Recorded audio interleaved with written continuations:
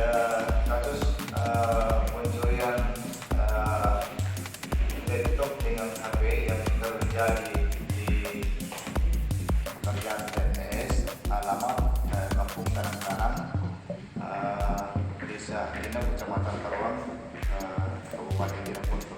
Malam hari dengan modus operandi pelaku masuk terlebih dulu mengrusak pintu jendela, kemudian masuk dan mengambil satu yang ada dalam kamar, kemudian mengambil satu unit laptop.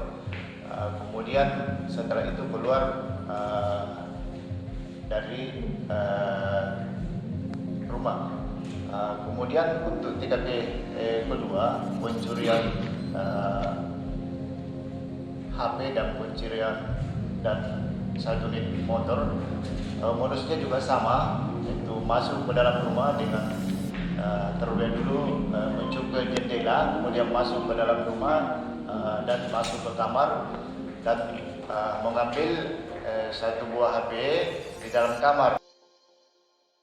Mau diserang bersama dengan tetangga, sehingga pada saat dia ungkap perannya dilakukan tindakan tegas dan sebelumnya dilakukan tembakan peringatan, namun tetap tidak ditindakan sehingga dilumpuhkan.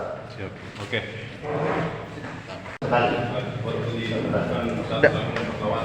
Jadi mereka dilakukan tindakan tegas pada saat menyerang petugas. Berarti kena dada, dada sebelah kanan atau kiri? Kena dada, pas dada. Dada.